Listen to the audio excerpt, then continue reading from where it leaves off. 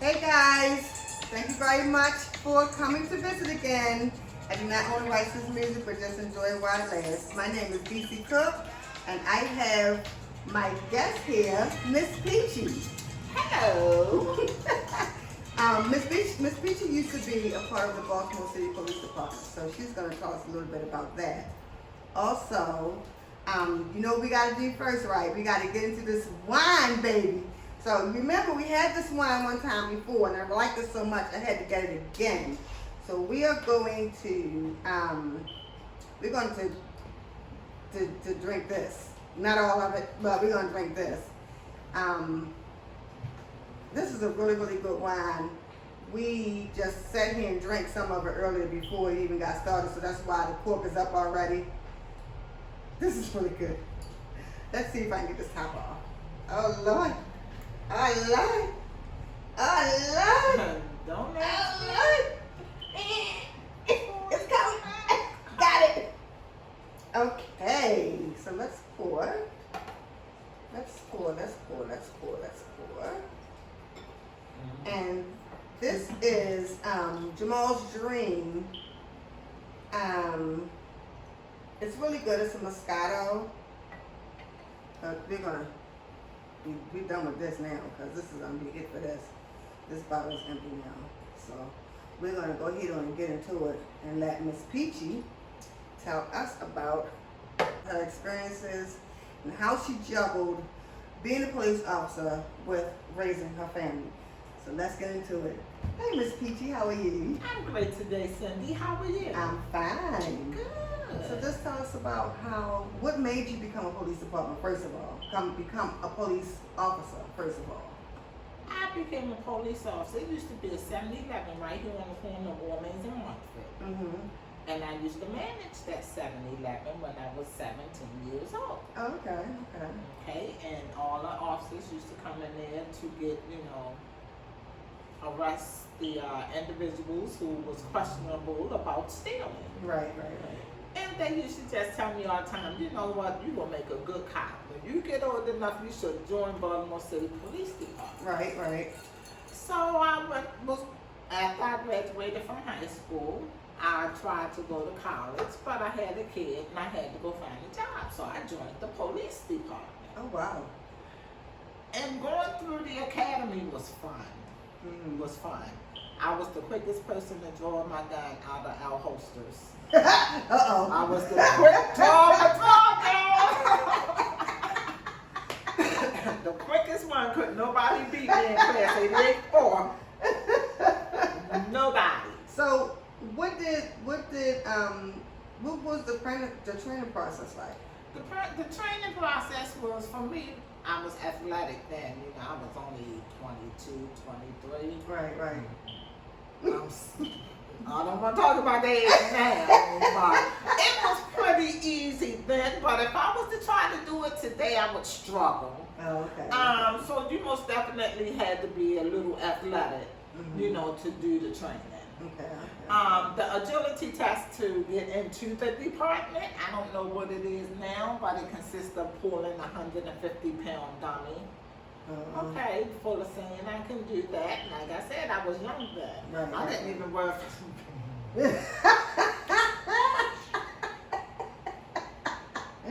I like fingernails. I think I want to get mine done. What you Oh got? no, I'm a little bit dainty now, and I'm not tomboy.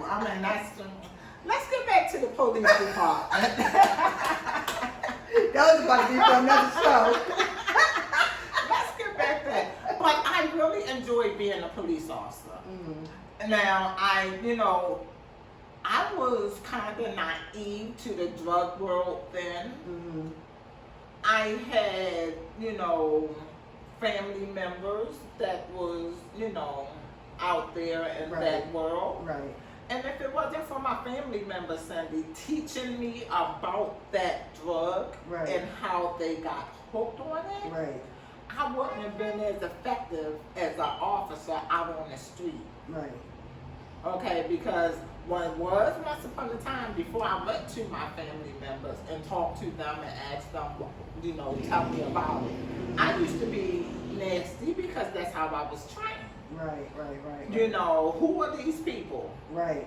until I got to thinking about, you know what, I got family members out there, and I don't want my family members treated like this just because they tried something once and they thought they was going to be able to handle it, and they got burnt food.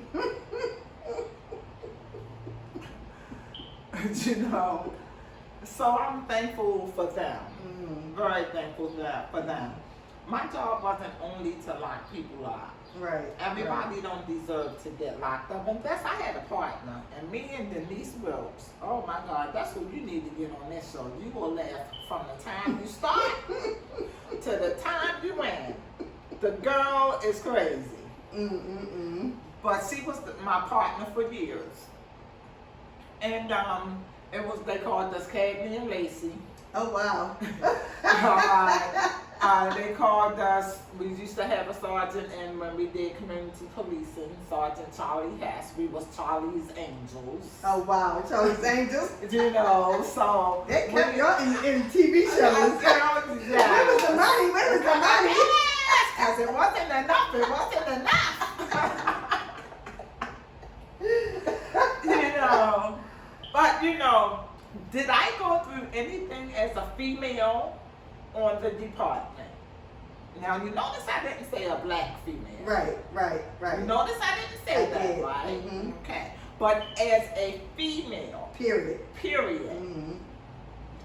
Yeah, because well, I was 5'8", 110 pounds, soaking wet, pure muscle. So they thought I was a weakling. I couldn't perform the duty as a female officer. Right. You know, but once they seen me in action, they came to me and said, "Hey, Bonnie, now you know my name." You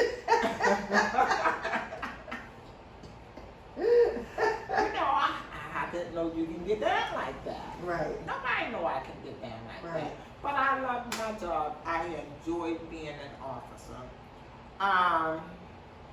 What was the hardest part about arresting minors? Well, not really minors. Well, I guess I could say minors, teenagers. It wasn't no hard part to arrest no teenagers. If you want to go out there and you're going to be growner than me and you want to step to me and tell me how you going to beat my ass, right. You going to get like that. Now you can do it my way and carry your ass home. Right.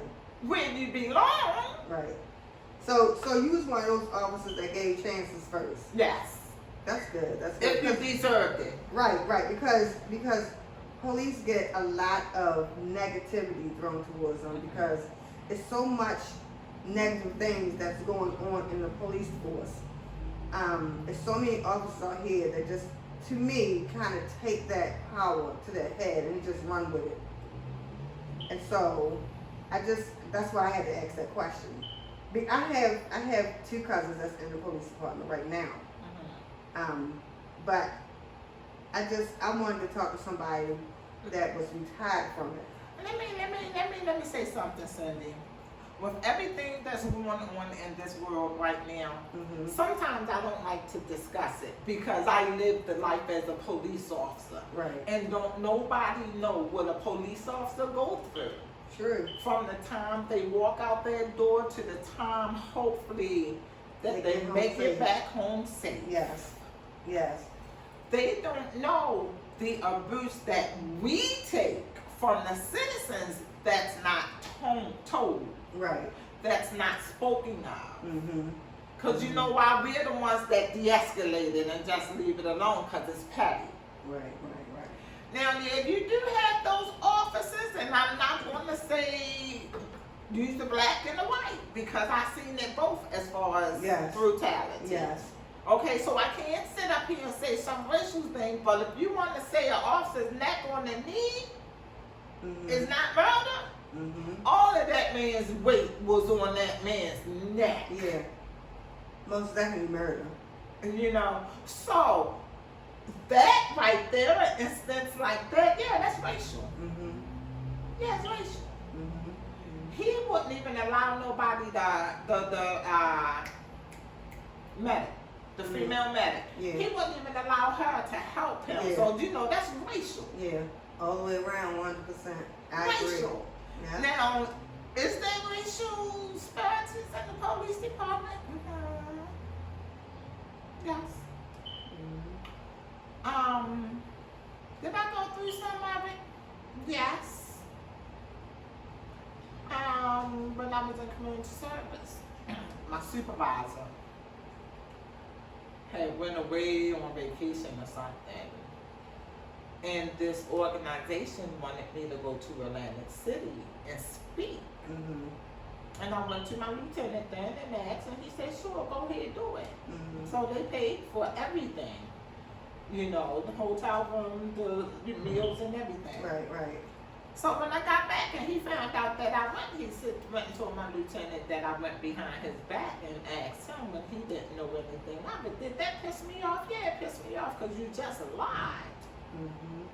And that made me feel like it was racial because I got these two Caucasian men, and one is lying on me, and then the other one is believing. So they moved me to another unit. No problem.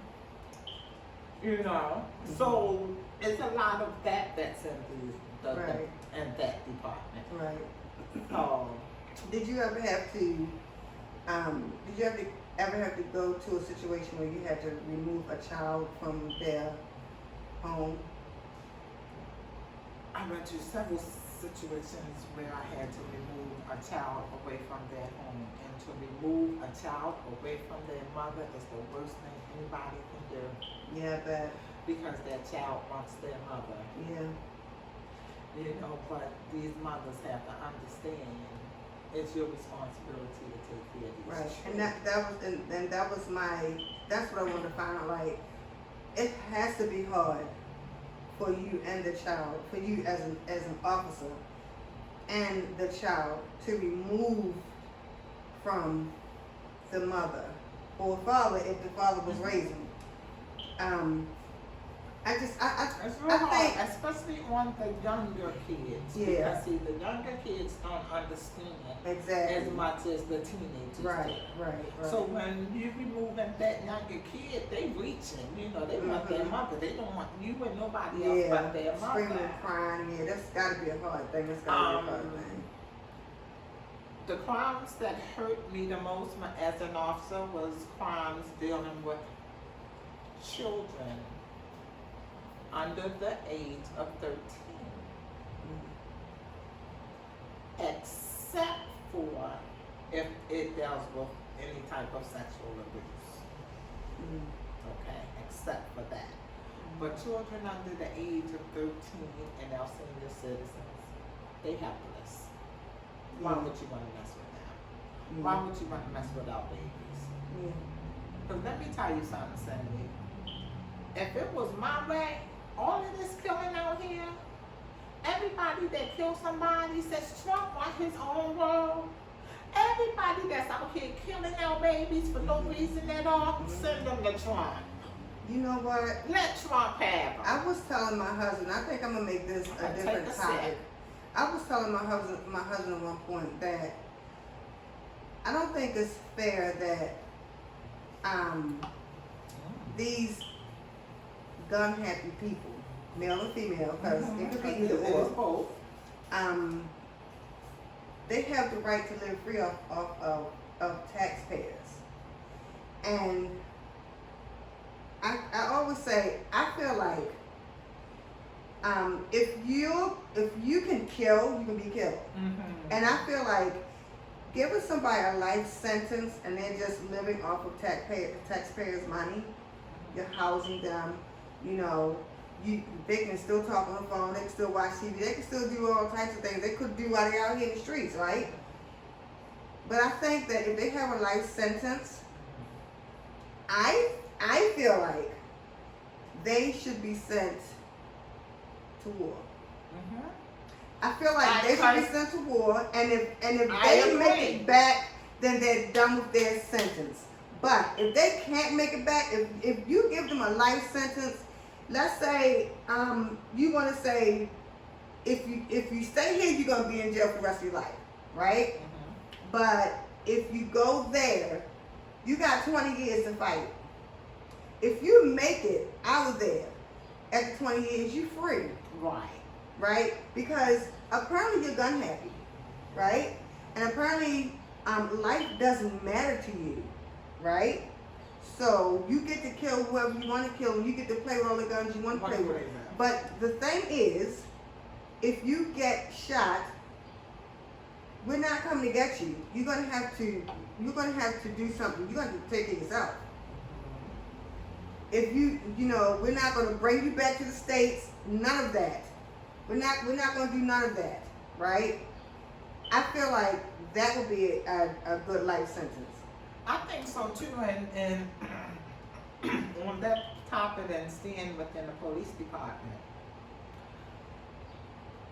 I think that justice is not served when it comes down to gun violence and the mortality that's happening in our communities.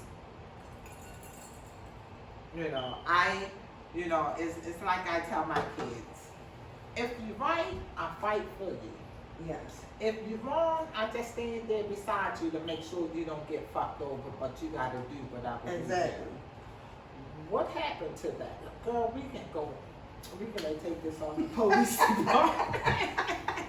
Well, that's fine, because I actually was going to ask you about your family life with the police life. How did you juggle your career with your family? All right, but one thing you gotta realize, my kids are 16 years apart. Oh, okay. It's a gap. Right. So my son, Lance, who will be 38, he was raised his entire life on the police department. Okay. All the way up until he graduated from college. Now, and I was married then to my triplets father. Ooh, triplets, ooh. He was there for a minute until we got divorced. Well, fine and dandy, Then he thought he was going to set me back because he left me with 3 kids. He didn't do nothing but make me stronger. Right. That's all he did, because Right. he didn't do nothing but make me go out here and work even harder to make sure my kids had. Exactly. So juggling it, I had my mother during my triplets lives the first 5 years. Okay. So once she passed away, my kids immediately became latchkey kids at the age of 5 with very strict rules. At 5? I had nobody else. Wow. Had nobody That else. is the youngest latchkey age that I've heard. Wow. That's this fly is driving me so crazy. This wine is so good. So y'all excuse me for saying. But yes, at the age of 5 now, I did have my foster brothers, Eric, Darren, and Sean to help me a little bit out. They are they're biologically my cousins. Okay. But my mother raised them and adopted them. So Okay. they're my brothers/cousins. Exactly. Right. So I did have them to help me a little bit with getting the kids to school because they went to the same elementary school, especially Sean. But once Sean graduated, that's when they really became latchkey kids. And so that was about the age of 6 or 7. Okay. That's good. I think my kids became latchkey when they were 10. Yeah, it was about 6 or 7. They were I still think really they was young. like 9 or 10 years old when they became. So when it came time for you to discipline your kids and then explain to them, like, this is how you're supposed to act, to show them that if you do this or you do that, you will end up. Let me tell you something. I'm gonna get comfortable right now. I didn't do no explaining. I gave it to my kids the way the streets would give it to them. You understand what I'm saying? It ain't no sitting here, well, Daisy, you can't do this because you gotta do this. No, it wasn't that. Right. I had one child that was my kid. And in my phone, his name is my most challenging kid, Dante. Just like me, but love expensive things. So after I retired, you know, I moved to certain neighborhoods for the moment until I got myself back up on my feet after I juggled things around. Right. And it was an opportunity for him to go out there on the corner, but not in my house. Right. So I went out on the corner of Winchester and what was that? Benton? No, Winchester. Whatever street I was living on. And I told the drug dealers, if you catch him out here on the corner, do me a favor, whip his ass and bring him home. Because if you don't, I got everybody's in here photos doing what they don't need supposed to be doing, and I will turn them in. What? Wait. So you weren't afraid it was gonna hurt him? No. Oh. I had this one, and he was my buddy. I'm not even gonna say his name, but he made sure my son did not go on that corner. That's good. That's good. Because people look at drug You dealers know, like devils. You know what I mean? No. And I do know that there are drug dealers out here. You got what, the kingpins, and you got the corner pushers or whatever you want to call them. I call them chicken box drug dealers. And that's what they And are. they sell drugs for chicken boxes, Burlington shoes. Yeah, and that's what they are. But you know, it's all about respect. You respect me, I respect you. You know what I'm here for, so that means you shouldn't be here doing it. Right. So I don't care what you do for my 8 hours, but you can't do it here. Right. And I don't chase after nobody. I slow walk. Did you have to chase anybody? Yeah. I caught one person. I was people. I see him on the corner tomorrow. Did you have to tackle anybody? Yeah. Oh. Yeah. Wow. I had a friend that was back in the days when Shake and Bake was popping. You know them days? Shake and Bake right out, you got about 150 cops up there for the crime that's getting ready to happen. So they was like actually sitting up there waiting for them to close down? Therefore, if they had an event at Shake and Bake, you better detail some officers up there. Oh wow. Oh yeah. Right, 1500 block of Pennsylvania. Yeah, I know. I've never been there though. Shoot. Yeah, I've never been there. I'm on Officer Martin, Robin Johnson, the young lady that sold me my house. Her sweet, she's such a sweetheart. And Herman Jones. Officer Martin got killed in the 1500 block of Pennsylvania Avenue going up in the apartments, and so did Herman. But Herman, the bullets hit Herman's fingers. And Robin, you know, seeing all of that, you know, she was ill herself. Right. I was only on the department for like 3 weeks when that happened. Oh wow. That didn't deter you? No, it didn't deter me. Oh, I think I would have been like, okay, that's into that. No, it didn't. I would have to find something else to do because my You first know, thought would have been I could be next, so I'm done with that. No, it just made me more strong. You know, I enjoy working by myself as a cop.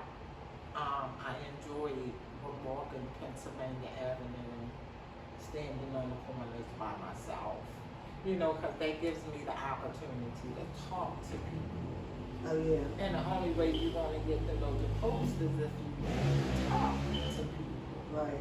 I mean, not like a lot of people in my personal life, but in my job, my career, I'll talk to anybody that wants to talk to me, and I'm going to get to know you because you're not going to get to know me.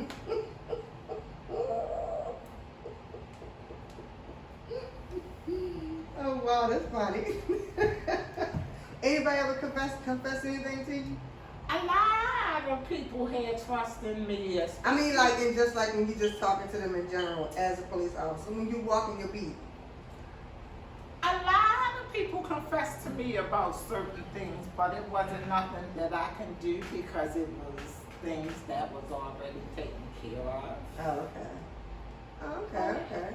That's not, I mean, I had more friends than I had enemies because, like I said, do it my way, you don't get locked up. Right. I am not here to break the law. I'm here to enforce the law. Right. You're on this corner to break the law. Right. So I'm not leaving for 8 to 12 hours. So what you gonna do? Wow. And at one time back, like 1989, and think about it, 89 and 1990, Pennsylvania Avenue was a mess at one time. And that's when Sandtown, Winchester was just really up and coming about. And Druid Heights Community Development is who I work with through the Community Policing Department program. They had cleaned that area up so well due to the fact that, you know, the neighbors, the citizens of that community wasn't afraid. But you have to get the citizens to trust you in that community as a community police officer for them to even talk to you. I had that where they would beat me back there when we had beepers. Oh, yeah. You know, and I would go call them and they'd tell me what's going on, and I would either go out and enforce it or I'll take the information to other units because it may be dealing with something like a drug investigation that's going on or maybe a homicide. You know, so depending on the information that was being given to me would determine how I would react to the money to enforce it. Okay. It sounds like it was an interesting life. I think they should get back to community policing, but you have to get people that can convince the citizens, you know, trust. Yeah. That trust is. Do you remember God. when they used to be officer friendly?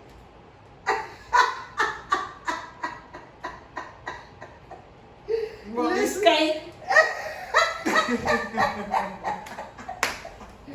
When I was in school, I used to love when officer friendly come. Yes, officer friendly come to the school. I was so happy. They had the little coloring books with the police officers. Yes. Had, and it was a darker blue than some kind of little lighter than Yeah. this, and the officer and the dog. Yeah, I Yes. remember all of that. I became the great officer instead of officer friendly. What was the great dog name? I forgot his name. It's been that long. Wow. But yes, I enjoyed my job. You know, will I do it all over again? Bring Ed Nas back. That's how I will. And so if somebody came in and said, look, I want to get into the police department. I think this is what the career that I want to take. What would you tell them? Don't do it. Don't do it. Don't do it if you're not strong enough to go out here and face the challenges that you're going to face. Because there are some challenges out there where so you gotta be like, you know, do I act or don't I act?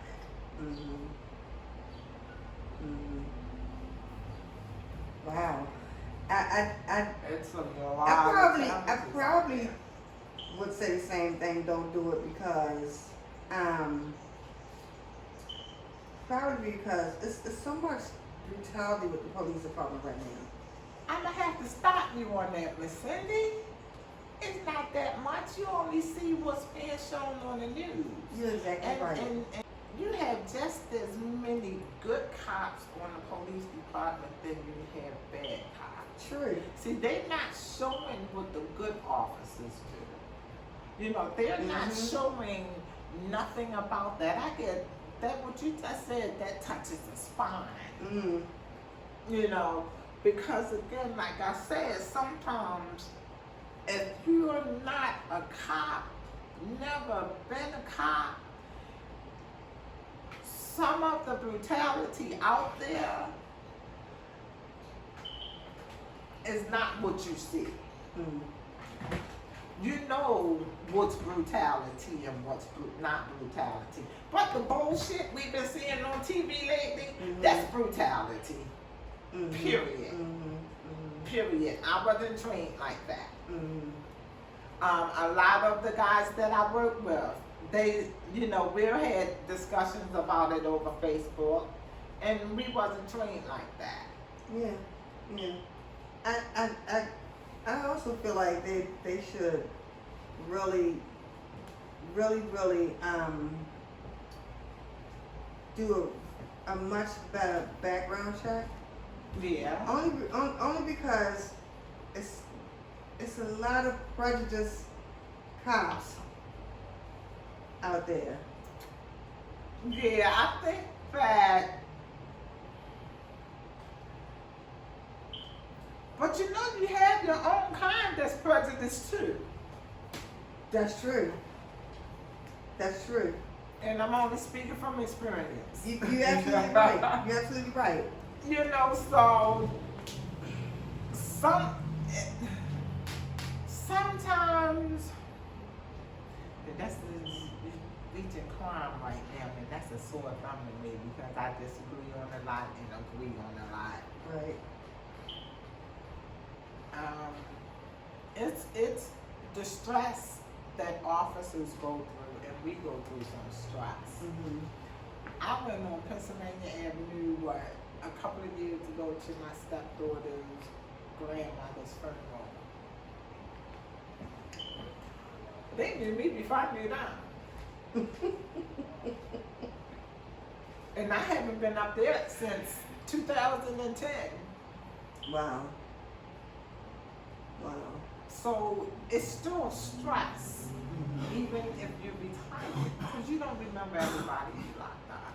I'm glad I wasn't nasty all the time. I'm glad I didn't have to be. Well, I want to thank you for coming on, and I really enjoyed the conversation. It helped me understand much more about the police department than what I knew. But I just want to say thank you so very much for coming on, and you are part of my bodybuilders now. Y'all want to watch me guzzle now? So, thank you guys for watching. I hope you subscribe. I hope you shared. I hope you put your notification button on so that you'll see me again when I come on. Also, I want to say, always, always, always think about you first, because only you matter. Bye. Bye.